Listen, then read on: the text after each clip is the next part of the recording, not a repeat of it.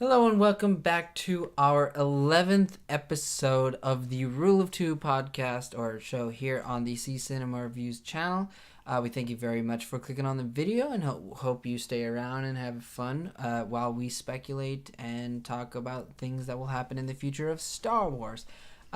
If you're new here, go ahead and hit that subscribe button. If you enjoy it, we would definitely like to see you come back. And if you want to watch more episodes, there are 10 other ones on our channel right now. We have a playlist with them, so definitely check that out. But today, like always, we're going to go through a few topics, mainly in Star Wars. And I'm here, as always. I'm Jared. I'm the main creator, I guess you would say, on this channel. I don't like to think of myself as that. I'm just a fan of movies and Star Wars. I'm here, as always, and with me, as always, or up until this point, is my sister. Hello. Hello to the people. So today we're going to be doing 3 topics. Usually we try to do 3. Sometimes there's like not that much stuff to talk about, so we do 2. But today we got 3. The first one is the new animated series for Star Wars. We'll talk about that in a bit. The second one is apparently Trevorrow was fired like a month before we got the announcement. And then the third one is the update on The Last Shot. The Last Shot came out, is it 2 weeks ago now? Or is it 1 week ago? I think it's like 10 days or something, like 14 days or something like that. I think it came out the 17th. So 12 days ago. And that's just our update on that. I have like 3.5 hours left to go on it. She's got more than that. So 8. We're going to refrain from spoilers today. We're just going to talk about what we think. Well, we will spoil up until what she knows today. So about 3 hours into the book. Yeah. Whatever that means. Part 2. Into chapters. Part 2. Yeah. So that's going to be our 3 topics for today. So with that being said, let's just jump into it. So our first topic is a new series for the Disney Channel, a new animated series, and the official post is that it's an anime-inspired animated series coming to the Disney Channel in the fall of this year. It's created by Dave Filoni, and it's about Kazuda Xiono, Xiono is his last name. Kazuda is pretty easy. Xiono, Xiono. I don't know how to. Know. Xiono. We'll know when the series comes out. But he's a young pilot in the Resistance, who spies on the First Order, and it will be set in the time prior to Episode 7. So before Episode 7, I'm assuming that it'll be kind of like what Rebels is to Episode 4, where it's like maybe like 4 years before Episode 7 or something like that. And will include characters like Poe Dameron, Captain Phasma, and BB-8. Now, those are the ones that they confirmed, but you gotta assume that there's gonna be a Leia in there at some point. Yes. Maybe a Han. Maybe he runs into Han. So this is everything you've ever wanted, right? No. Gotta be honest with you people, the people listening out there. This is not what I wanted. This is not what I wanted from Dave Filoni, because at the end of Rebels, it seemed like they very much set up for Ahsoka and Sabine going off to find Ezra. And that's what I thought we were going to get. And I was fine with that. This, I'm not.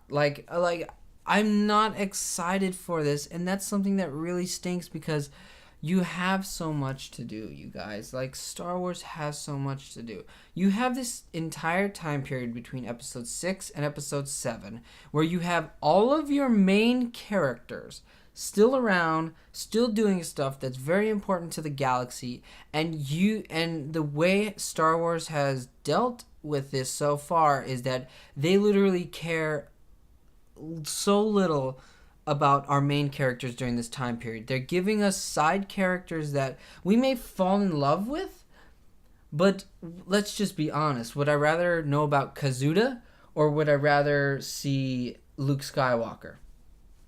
Right. I gotta admit, I'm picking Luke Skywalker. Right. I would also mention that I believe this character is an Asian character. That's what I've heard. Although there's not an Asia in Star Wars, but from our perspective on Earth, it's good to have. I mean, I'm glad they're putting more people in, representing more people. Yeah, of course. That's always great. I mean, I know I was really excited to see Diego Luna in Rogue One. So yeah.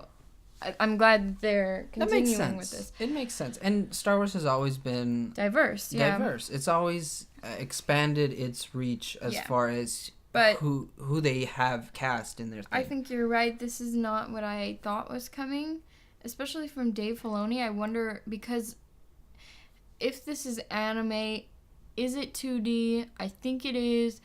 And we have like one picture for it, and it looks 2D. Yeah. To me. Or like a hybrid of both or something. Yeah. So I'm wondering if there's going to be a different series that's 3D. With Ahsoka, yeah. That's actually what Dave Filoni's really doing. I mean, maybe he's just producing this and then directing the other one. I don't know. What I think this will look like is on the spectrum of Forces of Destiny to like the Rebels and Clone Wars. I think it'll be closer to Forces of Destiny with how it looks, with the 2D drawn animation and things like that. Sure. In their official post, Star Wars said that Dave Filoni and his team of animators and things like that have been wanting to do something like this, where it's anime inspired and that 2D drawn animation for a while now. I get that. I totally understand where they're coming from, where it's like, hey, I would love to do this. So I get that, and I get that you would rather have someone work on something that they have wanted to do for a long time than have them work on something that, you know, they don't want to work on. Right. So that makes sense. But again, I know, and Star Wars is trying to do this, and Lucasfilm is trying to do this. They're trying to escape the Skywalker saga. They're trying to get away from the Skywalkers, and that makes sense. I get it. It makes sense. I totally understand it. But they're the most awesome characters. They are the best characters. If you have ever, like, Star Wars should understand that, hey, at the end of season 2 of Rebels, there was a cliffhanger with Ahsoka. Okay? People speculated on that for years, okay? That's the truth. We all speculated, is she dead? Is she alive? What's she been doing all this time if she is alive? At the same time, you have a cliffhanger at the end of episode 7. How many more people speculated about what was going to happen after episode 7? You have a character that is really, really beloved in Ahsoka, where you left her off with a cliffhanger, and people speculated. But you have a character that is universally beloved. You have a character that everybody has wanted to see more of in Luke Skywalker, and more people were speculating about what he's been doing. But it's also, that's a movie and this is a TV show. Right. I think they don't need to do, I'm fine with like Skywalkers and Solos popping in every once in a while in this. I don't need them in TV shows just because it kind of, I think in the movies, if you put them in TV shows, you run the risk of just making them common. And I don't want them to be common. They are our heroes, you know? I think if you do it good, that's the whole difference. Like, you put a lot I don't want to see 24 episodes of Luke Skywalker. I just don't. Really? Because I don't know who's going to voice this. Mark Hamill is an amazing actor, and voice actor, but he's got, like, his voice has become more Joker-esque as we've gone along. Look at what they did with Anakin Skywalker. They got a voice that was super similar, and it worked. Sure. Absolutely. Like, they did that, but that's the thing. To me, you don't do 24 episodes. You do what the last season of Rebels did, which was you make it 13. Sure. You shorten it up. You just make the episodes longer. Show, you know? I understand that, and I understand that Star Wars is for kids, but hey, you don't think kids can latch on to Luke Skywalker? Yes, of They course. did back in the day. But I just don't want to cheapen him. This isn't what I wanted from them, but it may become something I didn't know I wanted.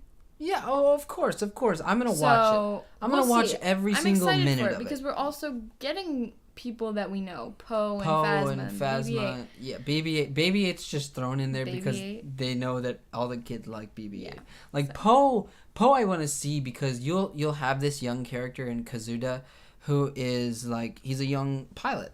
Right. And then I hope and I pray to the Force and everything that we do get every once in a while we will get Poe Dameron jumping in an X-wing and just doing some crazy stuff to where you understand that this guy is the best in the galaxy, and Kazuda is like blown away at what this guy can do.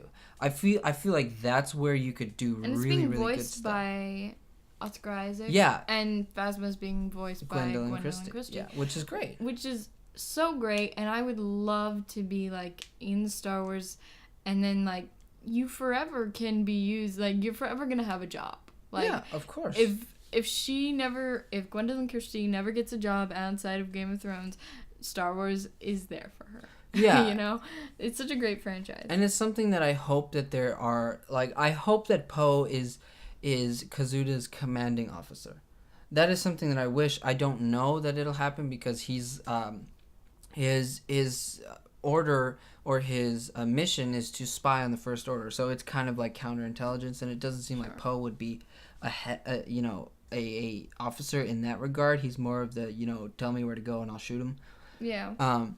But that's the thing. I'm excited for this. They're dropping these names as Phasma and Poe Dameron to get people excited. And it did. But I do hope that they are bigger parts than just cameos. Like Leia would pop into Rebels for like 1 episode or 2 episodes.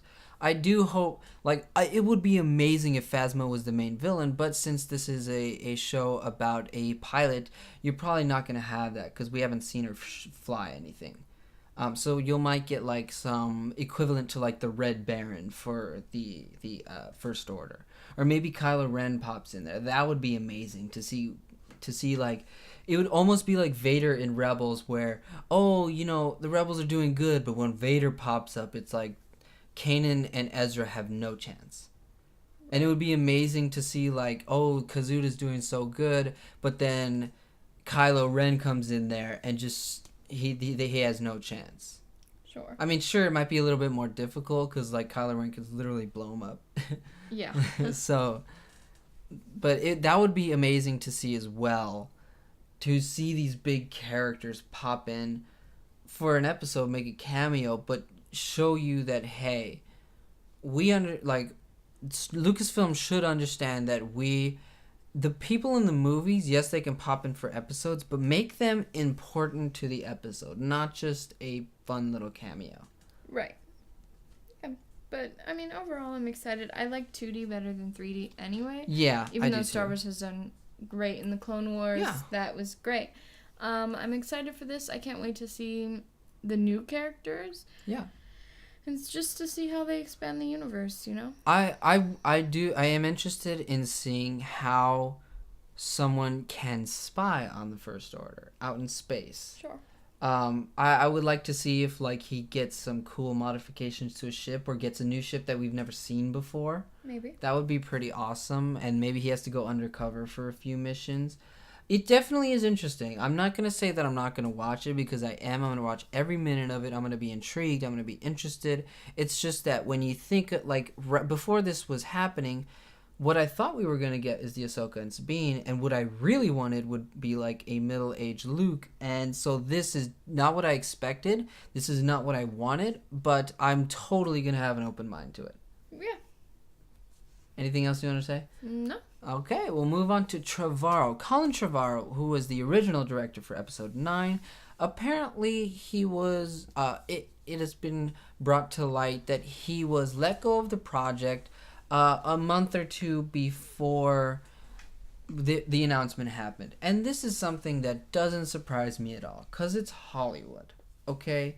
It's Hollywood, and announcements like this can be a big deal to the fans and people, because it's like, you do something like Lord and Miller, where it's like, you fire them in the middle, and it's like, oh no, Han Solo's gonna crash and burn. Whereas this happened, is like, it's Hollywood, it's a business, so they may have let him go that month or two earlier, but they were like, hey, just keep it quiet, let's sit on this until we feel like it's the right time, and then we'll announce it, so that it's not like, as soon as Trevorrow got fired, like, they would announce it, and then Trevorrow might be angry at that, you know?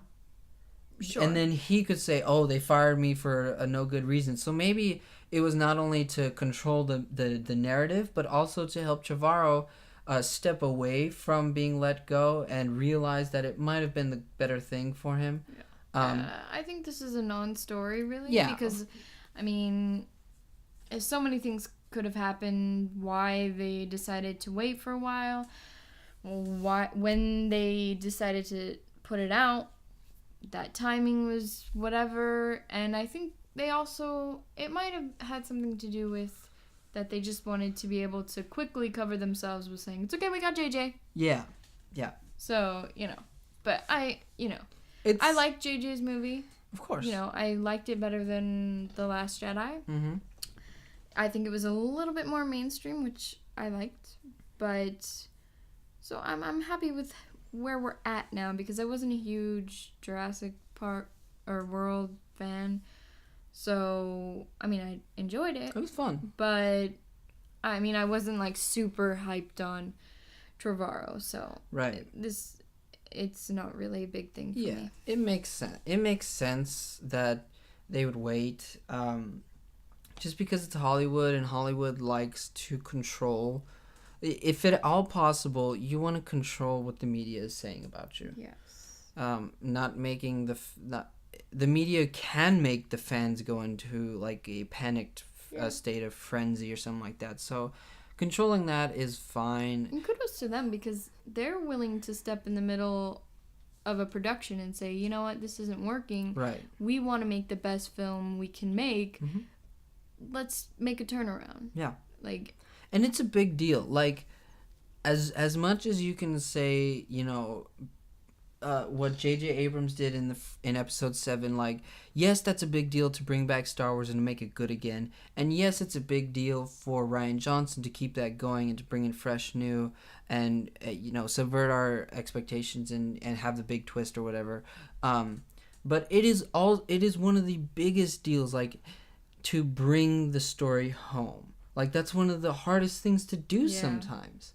And so Lucasfilm maybe understood and started to realize that, hey, we've, like, if at all possible, we've got to end this with a solid movie that everyone can get behind. Yeah. Mm-hmm. It makes sense. It totally makes sense. And maybe they didn't have faith in Trevorrow, because he's fairly new at this whole thing. He does have movies. He does have good movies. And he does have not so good movies. But yeah, and also the writing process, which we will get into with Last Shot. The writing process can be a difficult thing to do. Yeah. We know that from George Lucas. He wrote, in my opinion, one good Star Wars movie, and he got help with the best Star Wars movie, according to according to almost everybody. Lawrence Kasdan helped him with Empire, and Lawrence Kasdan, I believe, wrote Return of the Jedi as well. So writing Star Wars is not the easiest thing, and he was going to write and direct it. So it makes sense. It makes sense. Yeah. That this would happen. It makes sense that Lucasfilm would want to have the best person for it. Yeah. Regardless of their regardless of their background, regardless of, how many big movies have you been on? I think they just wanted the best person, and Trevorrow was not that person. Yeah, and it's fine. We all just want a good Star Wars movie, and I don't think they've made a bad one yet. No. So I'll trust them. Yeah. Okay. Anything else on Trevorrow? Nope. We wish him the best of, we want him to succeed. We want him to maybe do a Star Wars movie in the future. We want him to succeed outside of the Star Wars universe. We're not. We wish him the best. I feel like he's gonna be fine. Yeah. Just go back to Jurassic World. Yeah. Moving on to Last Shot, written by Daniel Jose Older. As I said, I'm 7.5 hours into it. She's about 3 something into it. We're just gonna give how we feel about it so far. How we feel about it? Not really any spoilers.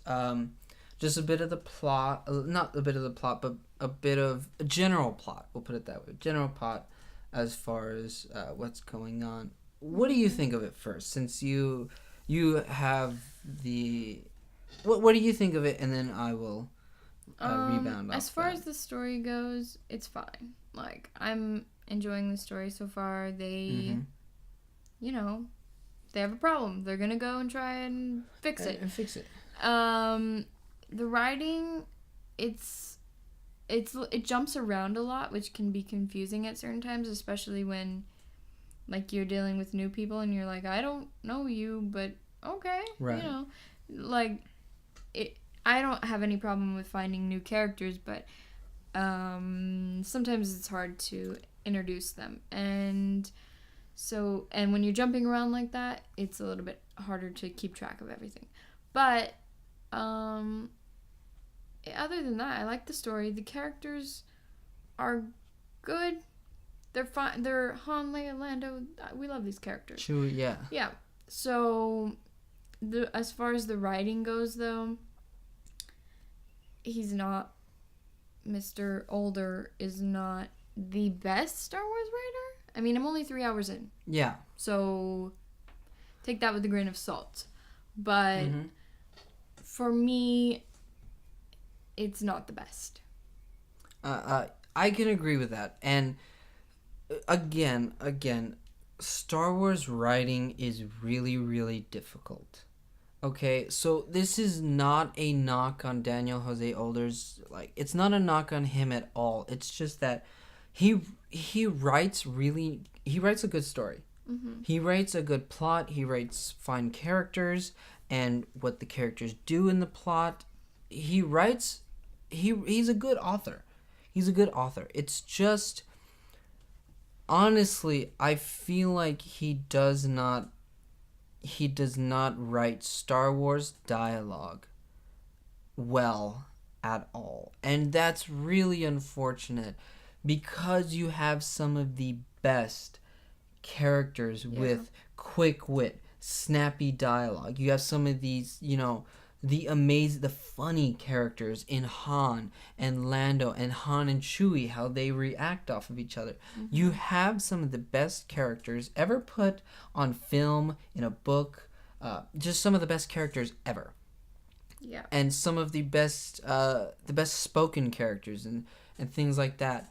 But honestly, Miss Daniel Jose Older, he does not write Star Wars dialogue well. Whether it is using just weird terminology, like at one point in the book, we have Han Solo and he's like in a diner type of thing, and he's talking about having steak and eggs. Mm-hmm. And at that, when we're audibling it, and as I was listening to that, I was like, why is Han Solo talking about steak and eggs? I did not understand that. He literally said the word sirloin in there. He says the word sirloin, and that did not make any sense to me. It's a little earthly at times. It's way earthly at times. At one point, Han Solo says he has the heebie-jeebies. I don't understand what Mr. Older... I don't understand where he got that Han Solo would say something like that from the original trilogy. I don't. I don't understand that. Or even in Episode 7, he doesn't say anything like that. And Lando, they are all constantly saying, "damn" and things like that, and it doesn't make any sense. Yeah, there's a lot of within the context of the thing. When you look at it, yes, they did say those words, but they said I think Han Solo says 2 uses of the D word I think, in the entire original trilogy. There's And in this book, they say it all the time. And it just... Yeah, the use of bad words. Even in episode 8, it was a little like, I don't know if this is quite Star Wars-esque. Like, I don't know. And it's not a knock on him. It's just that sure Star Wars dialogue is a different animal. Yeah, I can only imagine how hard that is. It's a different animal. But when you read people like Claudia Gray, who does it amazingly, and Timothy Zahn, who does it great, and then you go and because we finished The Hand of Throne and went straight into this, and it was like, or not The Hand of Throne. Oh yeah, it is The Hand of Throne duology, and then we went into this, and it was like, wow, this is not too. I feel like Daniel Jose Older didn't read any of those older stories, even when he was a kid, and if he did, he didn't remember that. When you read those stories of the Thrawn trilogy and then the Hand of Thrawn duology that Timothy Zahn so beautifully created, that he wrote those characters exactly like they were on the screen. They didn't change. They did grow older and they did mature in some ways, but their dialogue didn't change to the point to where it's like, why is Han saying steak and eggs? I don't understand that. What, like... Yeah. Why is he saying this? I never felt throughout all 5 of those books that Han or Lando... Except for Hot Chocolate. Hot Chocolate wasn't... Yeah. That wasn't great. Yeah. But I never felt throughout the entirety of those 5 books, I was like, yeah, Han wouldn't say that. Whereas I feel all the time in this book that Han wouldn't say that, or that Lando wouldn't say that. It's mind-blowing as far as how everything else is fine. The plot, the characters, like it said. He's a good author when it comes to coming up with a story and characters and a plot. But when it comes to writing Star Wars dialogue, he doesn't have it. And that's so unfortunate because I was literally so excited. The only other book that I was more excited for was the Thrawn book and the new Thrawn book. Those are the only 2 that I were more excited than this book for. But this book, I was like, Han, Lando, we're getting the gang back together. I was so excited. But reading it, the more I read it, the more I have problems with the dialogue, and it takes me out of the story. Sure. Yeah, I'll agree with that. But as far as the story goes, it jumps around quite a bit, but I think the stories in themselves are pretty good. Yeah. So he definitely intertwines the story, and the one thing that makes it a little bit more difficult to understand that is that he's not only intertwining one story, which has it's all happening at the same time. Usually, when you have stories in Star Wars, they're usually happening all at the same time. But he's intertwining one story that happens in one time period and then another story that happens 10 years ago. And so it's very jarring to have Mark Thompson narrating the later Han years and then Daniel Jose Older who's narrating the 10 years ago Han. And dude, no offense, but compared to Mark Thompson, oh yeah, they got the best. And then this guy is... Yeah, I feel like he put it in his contract when he signed up to do this. Hey, can I read some of it for Audible? And they agreed to it. And it's just... Mark Thompson does such a great job with Han, Lando, Chewie, and everybody else. But then when it cuts back to 10 years ago, Han, it's Daniel Jose Older. And it's just... Reading. It's just bad. He's just reading it, basically. Yeah, it's bad. But, I mean, yeah. And then they have January LaVoy, who doesn't do a great Lando, but she's still a professional. She still does it, really well. Yeah. So, I mean, Yeah, but she's still Mark Thompson, so that's, Mark Thompson does most the of the silver story. lining. Yeah. So, it's... Other than those problems. Yeah. It's... There will be... We'll have more of an I don't know update. if I'd recommend it, though. So far. Yeah. Well, I'll have to see how he wraps everything up. But as far as right now, I like, I would hate to say this, and I just like, I genuinely don't want to say this, but it is my absolute feeling. It's my genuine feeling, and I'm not gonna hold this back, because I would be fine if Daniel Jose Older did not get another Star Wars movie. Actually, I would like it. Sorry, book. I would actually think that it is the right decision for him not to get another book. And that's not a knock on him at all. It's the same thing with Colin Trevorrow, where it's like, hey, you are a good storyteller, but Star Wars is a different animal. Star Wars is a different beast. Some people can do it, some people cannot. And that's not a knock on Trevorrow or Daniel Jose Older. It's just that sometimes you gotta say, hey, you cannot do this. Yeah, we're not hating on him or them. No, I wish him all the best. Some people just aren't good at some things. Yeah, and that's fine. Maybe he's an incredible writer when he writes, whatever else, romantic novels or a thriller or something like that. Yes, exactly. Horror, whatever. Maybe he's amazing, and that's fine. We don't all have to be great at everything. Yeah, so. and it's really amazing because we have been spoiled by Timothy Zahn and Claudia Gray, who's done amazing, and James Luceno, who does really, really good stuff too. It's just, for this book and for the characters, I don't feel like he writes dialogue. Everything else is fine. It's just the dialogue in the book is not up to par as to what it could have been and what I hoped for it. Right. Again, like, I wish I didn't have to say this. Sure. I really did. I wanted to love this book. I wanted to have so much fun with it. I gotta tell it like it is. Sometimes you just gotta do that. Wow. But that's pretty much it for our 3 topics. We hope that you enjoyed this discussion. We hope that you have a discussion with us in the comments section down below. Please tell us your thoughts down there. I'll definitely try to respond to every single one, because we get 1 if we're lucky. So I will respond to you. If you don't want to do it down there, we do have a Facebook page. That link will be in the description. We are on Twitter, and that link will be in the description too. So definitely tell us your thoughts on any of these topics. Tell us and hopefully we'll have more interesting topics next time. Yeah, tell us ask us for a topic for next week if you want.